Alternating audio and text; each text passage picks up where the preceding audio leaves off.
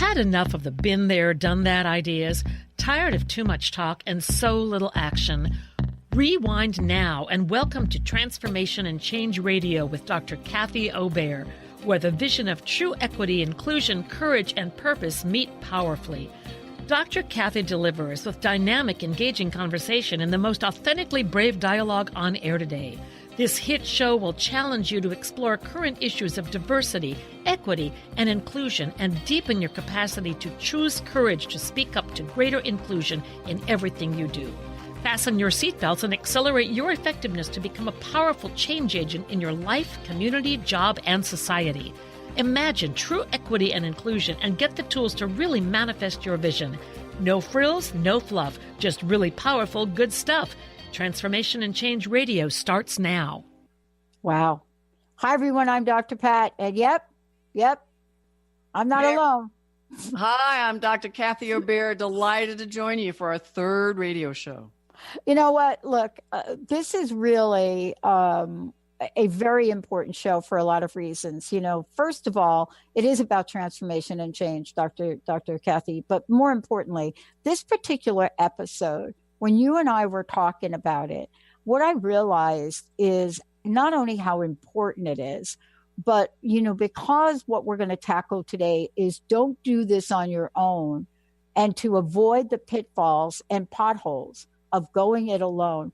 And I don't know if there is enough that we can say, but I will tell you this. You've laid out a brilliant journey for us today, just brilliant.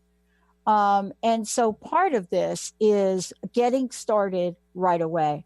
Look, let's give people from your perspective a recap of where we've been and how we got to do this show about don't do this on your own. Well, in our first show, we talked about what is transformation and change and really having people envision what's possible. The second show, we started talking about it can be just one individual person with the spark, the idea, the passion to speak truth to power, to choose courage, and can start the ball rolling. But I found this great, wonderful quote by Angel Kyoto Williams. Without inner change, there can be no outer change, but without collective change, no change matters. Because in session number 2, we talked about as individual change agents, we have to do our inner work so that we're clear instruments of change. We're not triggered a lot. We're able to work with others.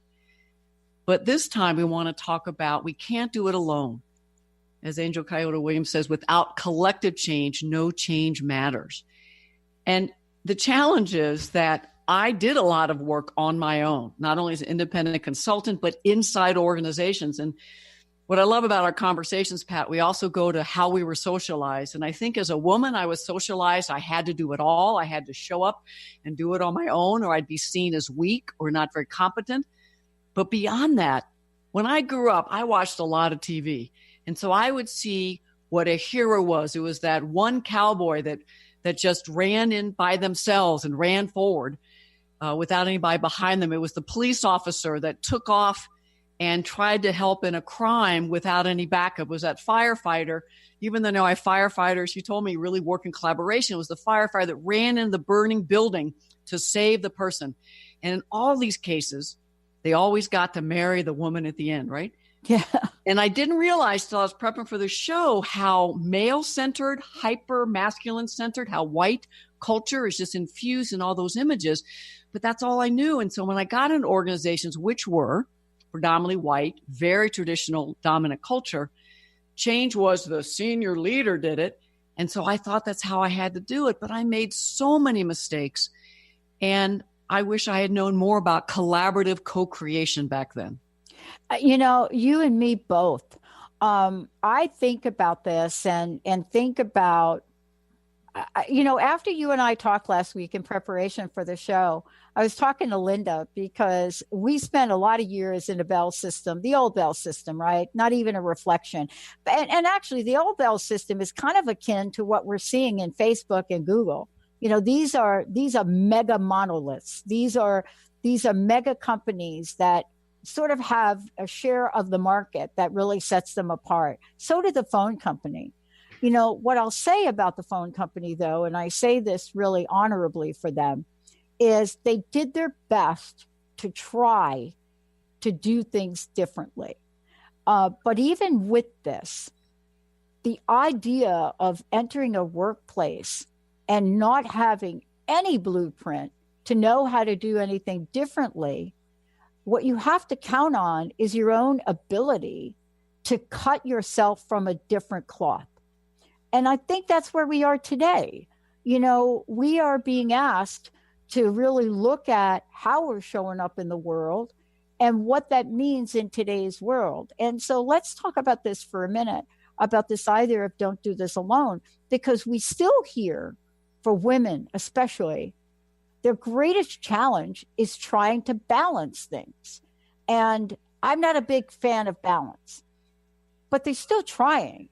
And yet, I don't know if we even know today how to put our hand out and say, I need help here. What do you think? And it might be in the framing of the question. Instead of I need help, it's how do we do this together? There's this great African proverb, and I wish I knew more about where it came from. Yeah. If you want to go fast, go alone. And that's what I did. But if you want to go far, go together. So I'll put the whole thing together. If you want to go fast, go alone. If you want to go far, go together. In prep for this, I was reading, McKinsey has a stat that 70% of all change efforts fail. And I think it's because, A, we have these individual leaders or change agents trying to fight this monolith of a culture, a dominant culture that wants to stay the where it is, status quo. And or we haven't learned how to work collectively. And the irony is that I think women across all races and gender identities, sexualities, we know a lot about how to work in networks, coalitions. We know that alone we get exhausted and burn out, but together, whether it's family systems and organizations. And so I wish I'd known that, because when I was in organizations or even as a consultant, I was in and I was changing through training and speaking, and I would organize and energize a few people and say, you all need to meet. But then I wouldn't follow up. I was an external consultant. And when I was inside, I was still ego driven. I was still trying to do it on my own. And so what happened was motivated people, those early adapters, folks that were ready for the message, would go do change. But then we'd be these siloed changes and never learned how to bring it all together. And then we'd start to get resistance and inertia. And I'd get exhausted, and other people would get exhausted because we weren't collective action. And then the powers that be could just come in and say, well, that was a nice initiative, but now we need to focus over here. The challenge is you get people's hopes up. You do any kind of culture change effort around equity, inclusion, social justice. People, especially folks in marginalized identities, are like, we've been here before. But if you get them kind of excited, they're all right, one more time. But if that organizational culture change practice fails one more time, it could take, I think, 5-10 years before many people will be willing to trust it again. So whether it's direct sabotage or people just don't see their self-interest in change, people are exhausted, burned out, and then individual change agents, our reputation is tainted, especially if we come in to work a little more triggered, a little more burned around the edges. We have to find ways to make meaningful, sustainable change over time. And the answer truly is coalitions and collaborations. Now, the irony, even as I was prepping this morning, realizing how I was socialized as a young white girl, I grew up in the 60s. And so on TV, many nights I got to see Dr. King and so many people involved in the civil rights movement. Yeah. But it was presented as Dr. King was literally the savior coming in, not. It wasn't until recently, the last 5-10 years of research, that I've realized how many thousands upon thousands of folks behind the scenes, coalitions, collaborations, strategic planning was involved. And yet the white media presented it as, see, this one person comes in, and then when he's murdered and assassinated, everyone came together, at least whites, to say, now it's over. We've come a long way. So the images are there, but I think we have to look to people of color and other social justice change movements like Black Lives Matters today, the environmental movement, to really see what collaboration and change could look like. You know, I think what we're talking about is so absolutely pivotal to the world we live in today. And I want to really, go back to something you said that's so important. And that is, this idea of being a consultant, both of you and I have spent time as consultants, right? When I was part of a larger organization, the idea of team or collaboration was starting to happen. But the good news for me was, as a clerk, and I worked my way up in the phone company, right? From the mailroom, which I almost got fired from, but from the mailroom, worked my way up as a clerk for 10 years. But I was in a room, Dr. Kathy, of 50 other people, 50. That's a 50. And thank goodness that environment taught me in the strangest of ways what happens when you absolutely cannot avoid talking to somebody face to face or working as part of a system, a bigger system. And, here we are today. And what I'm really struck by is the power of your message and the power of your work. And yet, this idea of all of this being exhausting and burning out and developing resentful, I spent 8 years researching this, and I got burned out from the research of it. Do you think we've made progress? Have we gotten a bit better?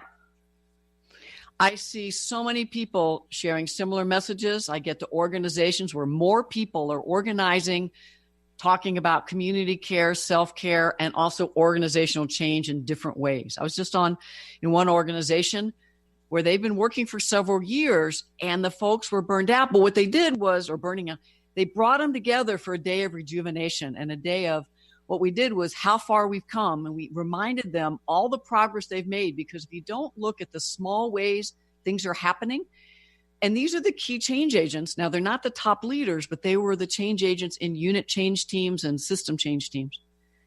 And after a quick activity where they first got to talk about how hard it's been and where they're feeling, we then had them write on Post-its, what are all the ways you personally or your area's been creating change, or these different groups? We put them on the wall and literally came over and looked at them. And folks were like, I had no idea we did this. Oh, I see we did this. But they also got to see how much training we've done. And in organizations, often training is the first layer to raise awareness and commitment. But too many organizations get stuck there. But it gave people more energy and hope because they saw, oh, we did change the structure. We did do this. And now what's next? And so then we got them into working groups to think about, where's the organization now? What tools are needed? How do you create change? But without this collective, collaborative work, there's another great quote, Reid Hoffman. I found a lot of quotes today. No matter how brilliant your mind or strategy, if you're playing a solo game, you're always going to lose out to a team. Wow. Most traditional cultures and organizations still are very solo. A supervisor individually supervises people. We bring the team together for information overload as opposed to collaborative brainstorming. How do we work together? There are pockets that are changing, but to have the whole organization truly be about collaboration, synergistic team moving forward towards equity inclusion, we're a long way to go. Well, one of the things that I did want to talk to you about in so many ways was really to take a look at, where we are in our lives and what we're doing and how we're doing it. And really taking a look at what this means to not go it alone. Because, for those of you just tuning in, Dr. Kathy Obear is joining me here today. And of course, her platform, first of all, it's brilliant. And it's something that, for both of us, we have been responsible for in organizations. Just to say, responsible to help a team, an individual, an organization, an executive transform and change. And when you do that for as long as she has been doing it, and certainly as long as I had been doing it, you learn a few things. Today, here's what we've learned. If you really want to transform and change, you don't do it alone. Let's take a short break, everyone. When we come back, we're going to be taking you on this journey to take a look at what could it look like? What could it look like? And more importantly, for me, what could it feel like? I mean, what could this feel like to create change collectively? What did this feel like for she and I, as we did participate maybe in other organizations, even if I go back in time, part of a collective. What does that feel like? What gets in your heart? What gets in your soul? And what is it about that you remember so wonderfully that you want to create it over and over and over again, but you may not have the tools? We'll be right back.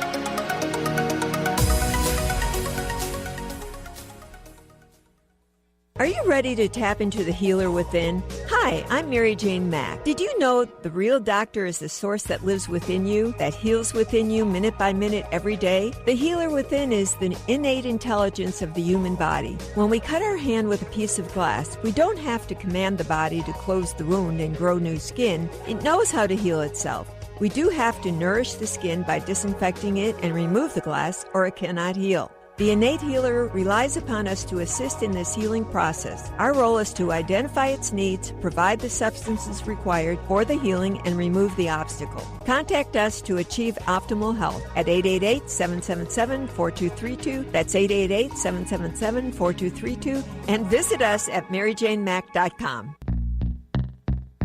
Stuck in a roundabout of dysfunction? Stop circling around difficult issues and find out what's been holding you back. Learn how to speak your truth to power with host Dr. Kathy Obear. Create real change with smart tools and smart strategies. No frills, no fluff, just life-changing conversations to help get you where you want to be.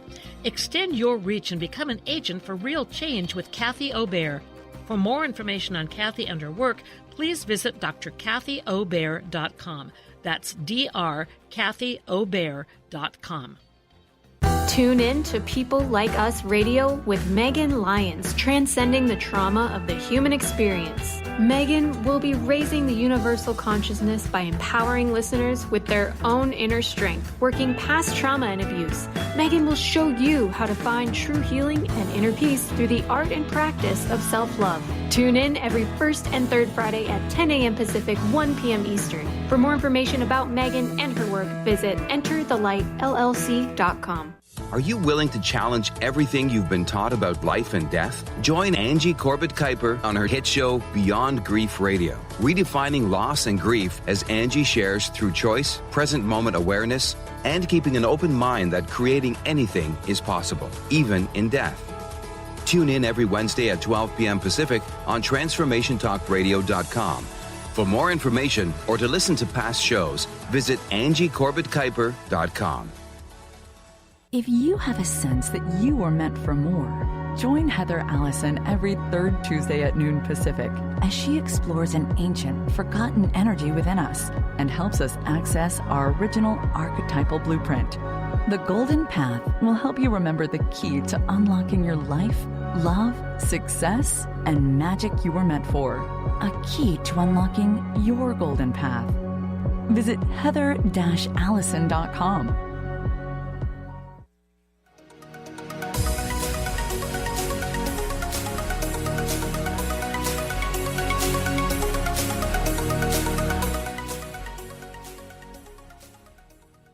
Benny, I'm liking that groove. Are you giving me a little techno music today? It's just kind of a scene setter, like more or less. It's not a specific. Yeah, I like it. Thanks. It's like right like the vibe that I think I'm feeling here with this topic today with Dr. Kathy Obear. For those of you just tuning in, you are listening to this fabulous hit show, Transformation and Change Radio with Dr. Kathy Obear. You know, why is this show important? This is about learning for all of us. And I am learning this every minute I talk with her, every show I do. I really have a call to action for myself. Choose courage, speak your truth, and live on purpose. And that's what she is about. Not in a way that we're talking about hypothetical situations or concepts that are abstract, although we will talk about those, but about practical ways to really look at your life and say, I can change this thing. I can change that thing. I could be this over here, or I could be that over there. But today's show is, you could be to be, But if you decide to B2B, what we're saying is, please don't B2B all alone. That thing, that doing the thing alone thing, that will put you down and out quicker than you can imagine. Let's talk about some of the things you're gifting today for people, Dr. Kathy. Let's take one at a time, because I want to open up the phone lines and start to give them away. Let's talk about one of the ones I zoomed in on right away, which is a self-assessment for inclusion practitioners. Tell us a little bit about this. You have created so many tools. I don't even know where to begin with you sometimes. So please tell us about that, and then also the website. Well, what I love about this self-assessment is I used to think I just showed up and I could be a leader. And over the decades, I've gotten clearer that at least these 64 competencies, if you're an internal change agent, whatever layer you are in the organization, top, middle, organizing a small group to come together, do a book club about organizational change or dismantling racism, we need to have the capacity to engage effectively with others, to think systemically, and policies and practices change. So you'll see 6 different categories of different skills. You can self-assess, you can get other people to assess you, and you can have an entire group of change agents talk about what skills they have and what skills they need. And it can be a way to do professional development among change agents or at the team level. And people can always contact me on my website, www.drkathy, Kathy, Obear, OBEAR.com, drkathyobear.com. Yeah, and Benny, we may skip one of the breaks coming up because we got a lot to talk about here. I want to go to this. What could it look like to create change collectively? I want to go to this because I went through a burst of this. Let's just say the 60s and 70s, moving into the 80s, very, very out there, organized. Thinking about what happened down in the village with the Stonewall event and organizing and marching. My stepmom was great activists from the South, Selma, you name it, right? I come from that kind of chutzpah. But I don't know that I know how to create the change collectively. See, that's different, right? Tell me a little bit about this and why this is a core pillar, if we should say it, of making transformative change that sticks. Well, that's the key. Meaningful, sustainable, long-term change. Some of my mentors at LCY Cross Associates would always say true culture change takes 7 to 10 years. And then I would stop listening because I was still an activist that wanted to change things now. And they were like, and that's only if senior leadership is stable, the vision is clear, everyone throughout the organization is skilled up to move ahead, and people are held accountable. Very few of those I find in organizations that I get called work with today. They also talked about that there are 3 key phases of change. And most people get stuck in phase 1, which is increasing awareness and commitment. And people jump into training without doing the work with leaders. We have to get them committed. We have to get them to see the leadership case, the business case. We have to get them, and I'm not just saying the top 4 or 5, it could be the top 2 or 3 layers, but deep training, development, lots of dialogue about why this is critical to our future, why it's critical to us individually, and they have to buy in. And the trap is leaders say, okay, we'll do this, and then the change agents think they have a go-ahead and start doing training and organizing, but the leaders really haven't bought in and they're not leading. We have to get the leaders through their communication, through their actions, modeling every day the new culture we want, and that will take some time. They have to be able to find their self-interest. Now, the early adapters will get on board with some of early development of leaders, but in phase 1, getting the commitment of all leaders so they'll be willing to spend their political capital, their energy, their resources to work collaboratively because change is hard and there's going to be resistance. And so that phase is critical. Now, it also takes getting several layers of the organization, learning what is diversity, equity, inclusion, what is a changed culture. And so it will take a lot of awareness and skill building. And I'm not saying 2 hours, not even a day, but some really deep training for key change agents as well as managers and above. And that may take a while. But while that's going on, you can move into phase 2, which is develop internal capacity.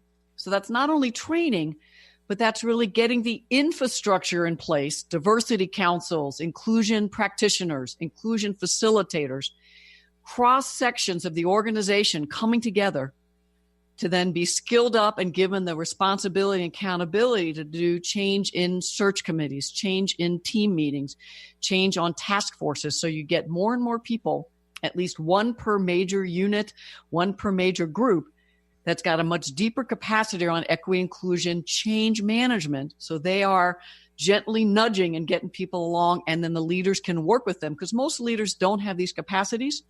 And while they're developing them, to get somebody else in there to partner with. So those are some critical steps. And eventually phase 3, and most organizations never get there.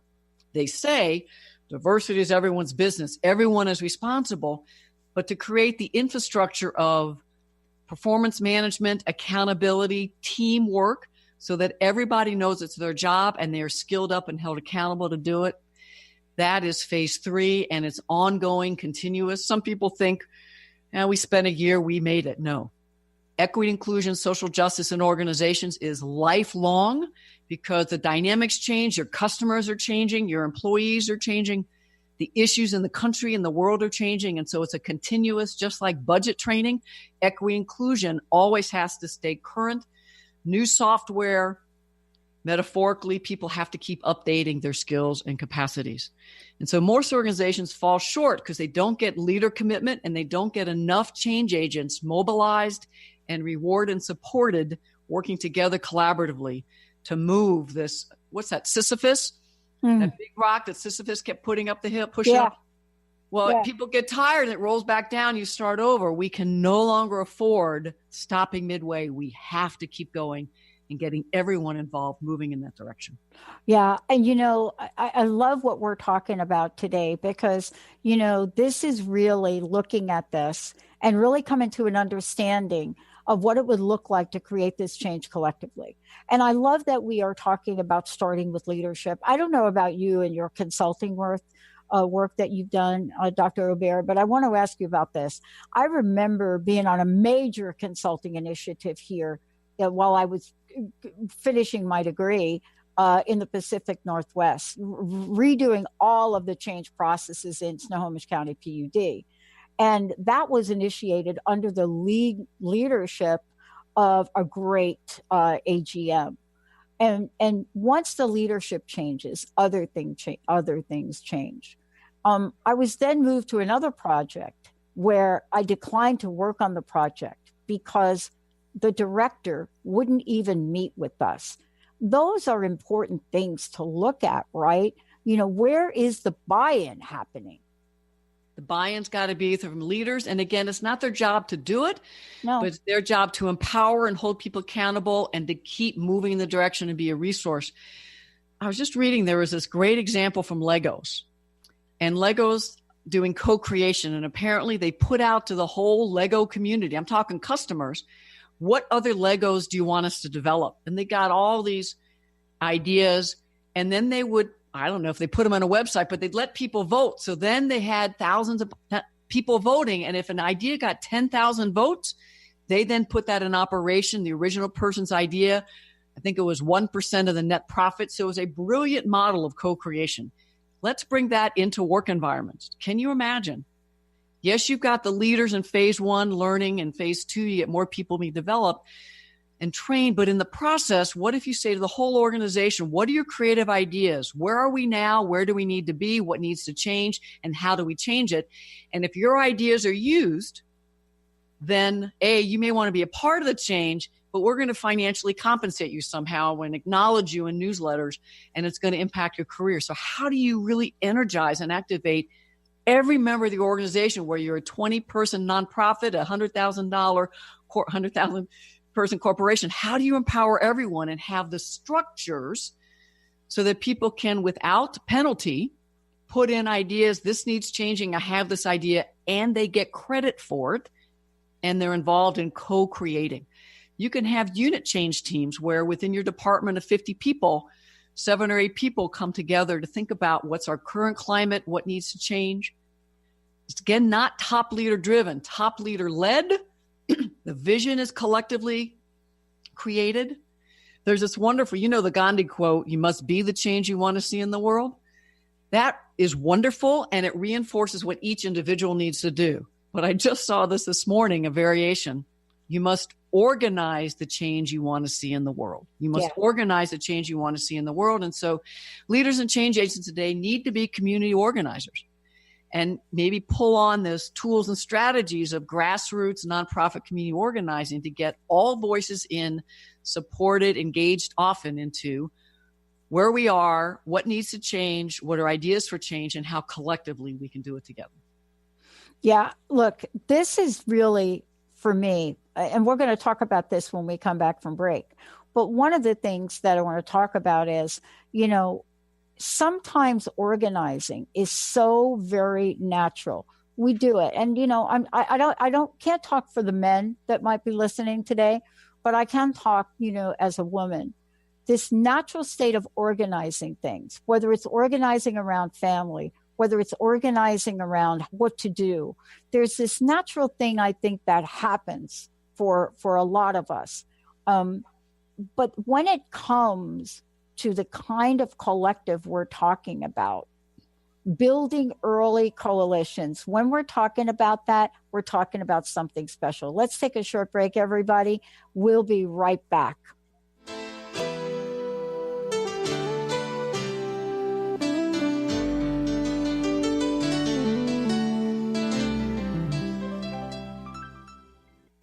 If you're dealing with fear and anxiety, you've probably noticed that the more you fight these emotions, the stronger they seem to get. Dr. Friedemann Schaub, the author of The Fear and Anxiety Solution, explains that instead of suppressing, we need to identify and resolve the deeper subconscious root causes of fear and anxiety. His personal breakthrough program has helped thousands worldwide to overcome their emotional challenges. To learn more, visit thefearandanxietysolution.com and schedule your free consultation with Dr. Schaub now. Have you ever wondered if there's a way to heal the deep, hidden inner issues, wounds, beliefs, and traumas? The journey into spiritual healing engages people in all areas of their lives to heal themselves and others. Tune in each month on Transformation Talk Radio as Dr. Jaffe brings conversations of healing of body, mind, and spirit as he merges the excellence of traditional medicine with the beauty of spiritual healing. For more information about Dr. Jaffe, this show, and his work, visit drjaffemd.com. It's time to get your life back on Burn Bright Today with Jennifer Marcinelli. Tune in each month on TransformationTalkRadio.com. Learn to move from the darkness of burning out to the light of burning bright. Jennifer is redefining stress and the energetic causes of burnout, shining a light on process to get your life back. For more information about Jennifer and her work, visit burnbrighttoday.com. Interested in deepening your spiritual practice? The School for Esoteric Studies offers online training to spiritual seekers from all paths of life and individual coaching. Our courses synthesize Eastern and Western spiritual traditions based on meditation, study, and service applied to everyday life. To learn more about our courses and services, please visit www.esotericstudies.net. Do you want the knowledge and wisdom to understand where spirituality, science, and psychology intersect? Then join the Karmic Path Radio Show with Tina and Laura on TransformationTalkRadio.com Thursdays at 4 p.m. Pacific. Follow this charmingly, disarmingly dynamic duo as they explore how psychic ability, spirituality, and karmic law tie together. For more information on Tina, Laura, and their groundbreaking work, visit thekarmicpath.com.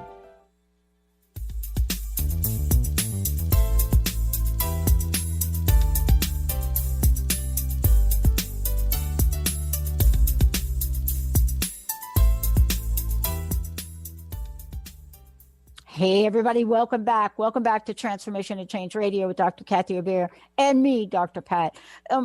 Dr. Obear, before we continue, because we're most likely skip the next break, to really talk about what the invitation is for people to not just think about building a coalition, but to learn how to do it. Tell folks how they can find out about you. Please tell folks about the books that you've written, as well as the quiz again, if you don't mind. So if people go to my website, www.drkathyherberry.com, you can get access to my 3 books, and 2 are still free for now.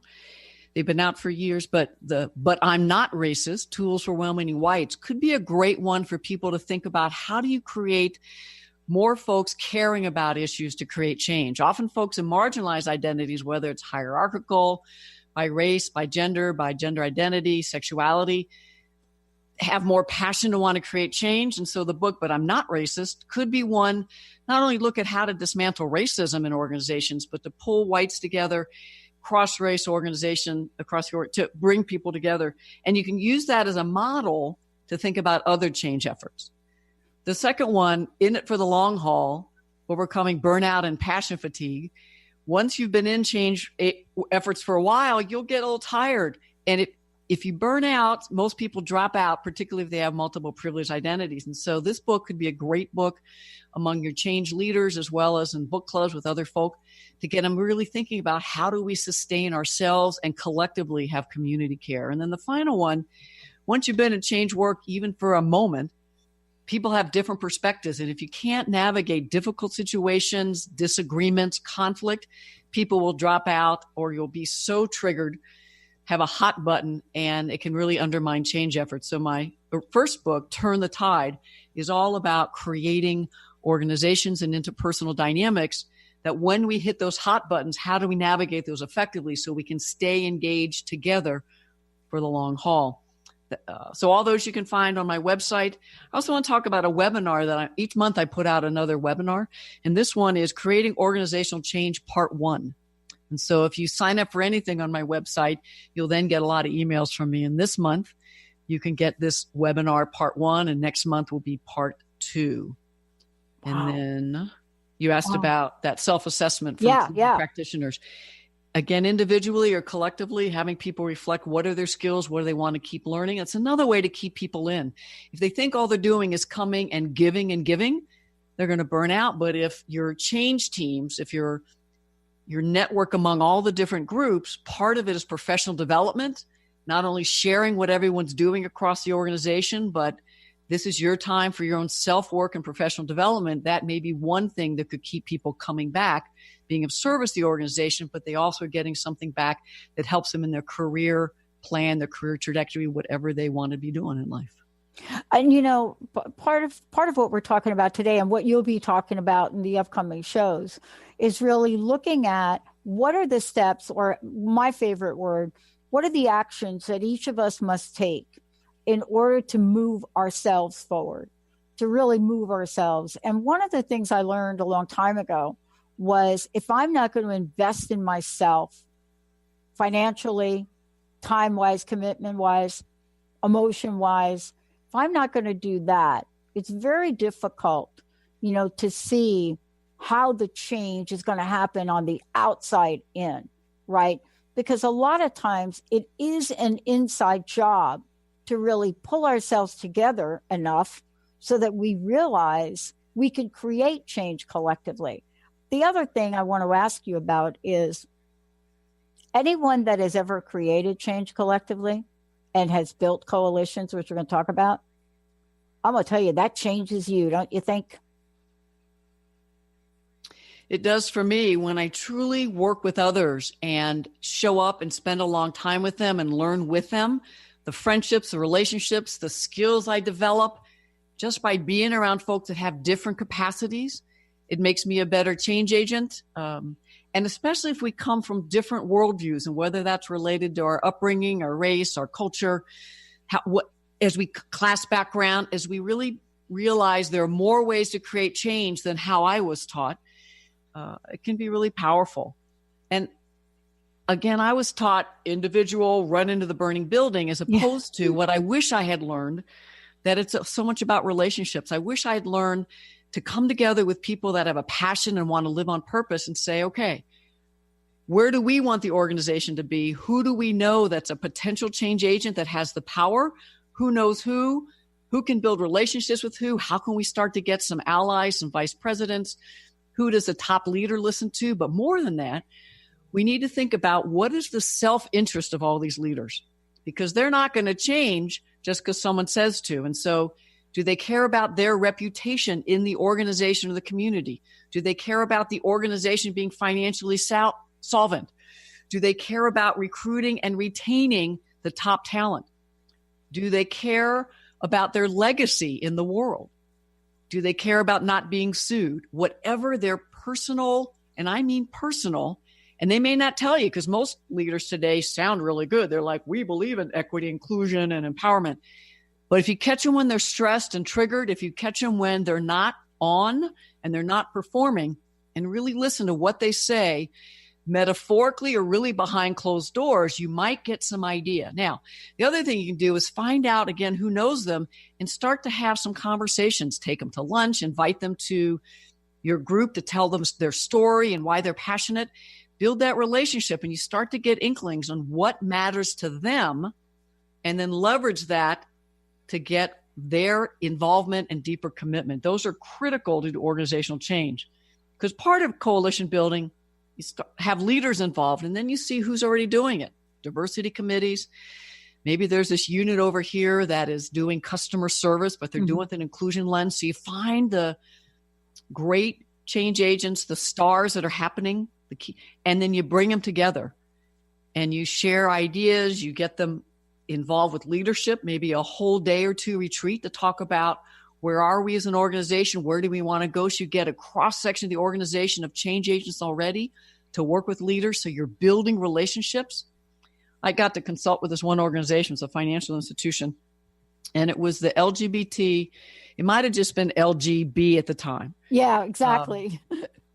They had a great strategy for coalition building. They put in something called reverse mentoring. And so folks that identified as queer on some level, we were just beginning to work trans issues. So I don't think they had folks who were trans, gender queer working yet in this. But they found a senior leader that wanted to get sharper around dismantling heterosexism and really being a leader around creating an inclusive work environment for LGBT, because we were moving it. And then they hooked them up as a peer mentor.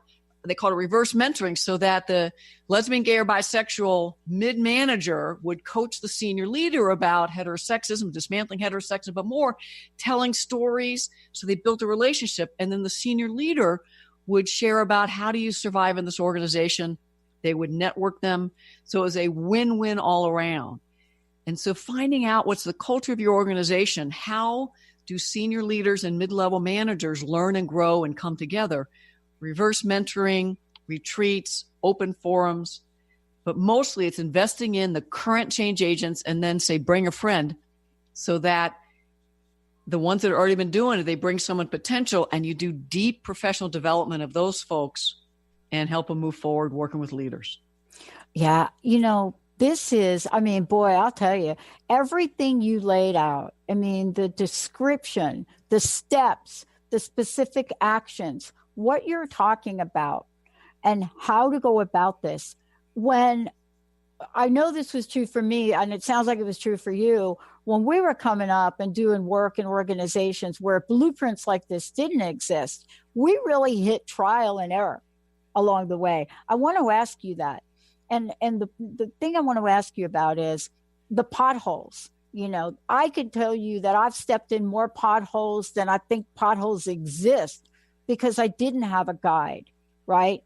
But I also found that folks were a little bit more tolerant because there wasn't a blueprint. Are you finding, and this, I hope I get this question, are you finding that people expect us to be better because the potholes of the old should have been filled in and repaired? I could be wrong, but I see millennials and Generation Zs coming in wanting change faster. You can look at the, first, they call them freshmen, but that's not. So the folks in Congress that just got elected, they're mostly women of color, but not all, who are just incredible, systemic, strategic change agents. And they're not going about it the way like, wait your turn. They're moving very quickly, anytime in a microphone, making sure the message is there, strategies, they're challenging the status quo. I think they're a reflection of what's happening in organizations and what's happening in communities. I think I used to be more like that. And as I've gotten older, I've learned more strategies to create change, but we need folks who will put themselves on the line, speak truth to power. And how do we work in coalition? The folks that are more internal change agents that are willing to work with the powers that be, as well as folks that will just literally start a protest or write a petition. So we need all of us working together collaboratively, and the sense of urgency is high. And one strategy that might work, again, it may feel slow to some people, if you can find one or two leaders who are willing to be the pilot or the prototype, and let their division be the one that you really can invest some accelerated efforts in to get competencies developed, policies, practices shifted, the culture change happening, and then advertise that, market that so people know, bring people in to hear what's going on, take it out to the organization. That might, so you find a couple early adapters, then the folks that are in the middle might go, okay, I'm not going to be first, but they did it, nobody died, and actually they increased customer service. They increased morale. The surveys are showing better satisfaction. They're hiring and retaining a more racially diverse, culturally competent employee base, leaders. All right, now I'm willing to try and put my toe in. And so it's another strategy. Find the people that are willing to go out there, be the prototype, and then really market the hell out of it. Well, look, one of the things that I think you've learned and I learned is that organizations do get to a tipping point, right? They get to a point where, the pain of staying the same becomes greater than the pain of change. They get to that point. And they get there maybe in various ways. Despite your best efforts to create groups, to create stamina, to persevere, to do all the above.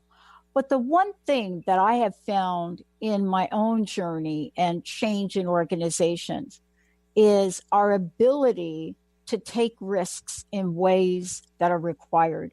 Do you think that we've become risk averse these days? Do you think that people are willing to take these type of risks in the day and age we live in? Where are we with that? I think if we come together, folks are much more willing collectively to speak up as one voice together. Not that it's the same message, but so a single person in an organization or in a community speaking up, it does take a lot of courage and skill to do that. And so if we can organize, there's this great Margaret Wheatley quote I found. There is no power for change that is greater than a community discovering what it cares about. And so if in building coalition, bringing people together, having people share what their concerns are, you find the interest convergence. How's that for jargon? Yeah. What do people care about and why? And then what's the overlap? Because I bet all people want a place where they feel valued and respected, where the company, the organization, the nonprofit is financially sustainable and people feel that their work is valued in the world. They're making a difference. Some of the research on millennials and Gen Zs are saying they want to make a difference. And so I think the stars are aligning. At the same time, the risk averse part might be anything you say could quickly be on a video and be popped up onto YouTube or Instagram, Facebook. Anything you say could be edited and taken out of context. And so you're presented in a way on social media that you did not say. And yet people that are trying to undermine, sabotage, and hold on to the old, or even go backwards into times when just a few social identity groups had all the power, like, class, race, gender identity, so sexuality. So the risk averse, I'm not saying it's easy. I know every time we do a radio show or someone reads my book, they could get online somewhere. And so part of it is each change agent, each leader has to go inside and do the healing work. Am I willing to engage the resistance? I know I'm not alone. And so to say, this is much more important to me to be a part of creating change, to live on purpose, to live my passion with others in community, to create the organization we say we are. I'm willing to go out on that limb together. The other, just thought of this, there's some Facebook image of a bird that's out on a limb and someone's cutting it off. And the line says, the bird doesn't worry that someone's cutting the limb because they know they can fly. Yeah. So if as change agents, we know that we individually can fly, We know that collectively we're a flock moving. And you notice the flock, if you watch flocks or even geese, they go in different directions. One of them gets in the front and leads for a while, then another one comes in. That's the kind of collective, collaborative coalition building we have to do. Not any one person knows it all. And in fact, together we're smarter than we are individually. Wow. Look, I didn't think that we would be in such a transformative time again in my life. I mean, I know what it was like when I go back a bunch of decades and what that was like. I didn't know that I would see almost the equivalent of it again. But I believe we are seeing the equivalent of it again. We're seeing it across the board. We're seeing it, as you mentioned, in the folks that have won, seats in the Congress this time around. We're seeing it in our politicians. We're seeing it in candidates for 2020 openly speaking about their relationships, their gay relationships, being married to a man. We're seeing that. We're seeing how it's being talked about, what's being said. We're also seeing the response that we have in the world. And I want to ask you this in these last minutes. Am I just being overly optimistic, or have we truly made this kind of progress? And in asking you that, it really brings us to a closing message too. I studied history, at least in college, and to watch that every change movement, we move ahead and there's often a backlash and then move ahead. So it's almost like a spiral. I believe the energy and the number of people involved in creating social justice in this country and around the world is hundreds of millions in areas we'll never hear about because more and more people are committed and involved. There were a lot of people involved in the 60s. If you go to the women's movement in the 70s, gay rights, the trans movement today, lots of people involved. And so people may not be involved in every movement, but someone in the environmental movement might have a friend who's over here in the dismantling classism and wanting Medicare for all. And so they're all working together towards the same goal of true dignity, respect, what we really believe in this country and the world, I believe people deserve. And so whether it's a small organization, large corporation, a community organization, what are our values and what we believe?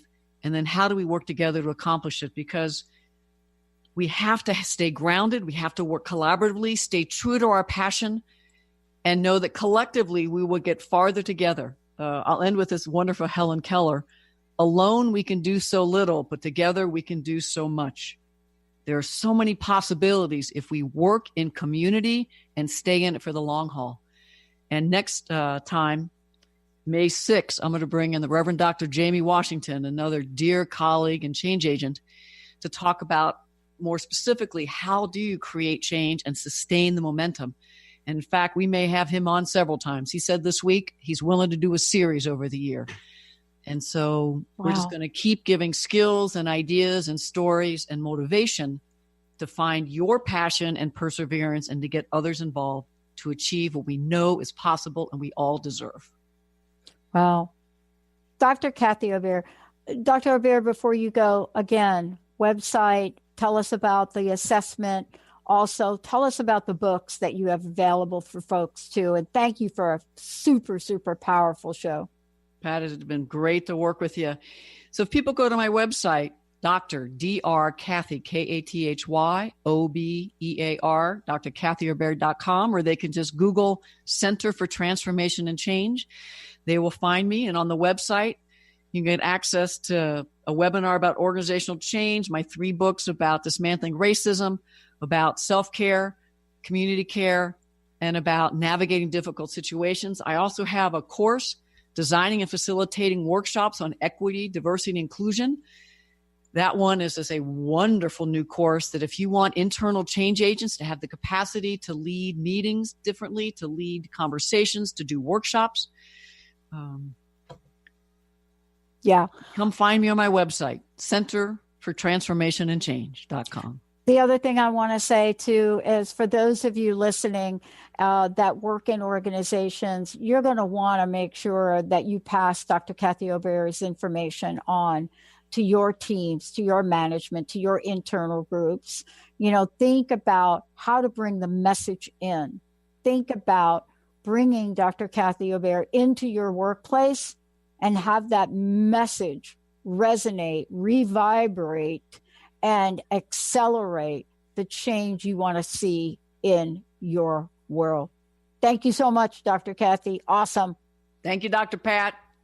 I love it. I love rocking this. I love it. Thank you, Benny, for pushing all the right buttons. Thank you, Kat, for doing the same.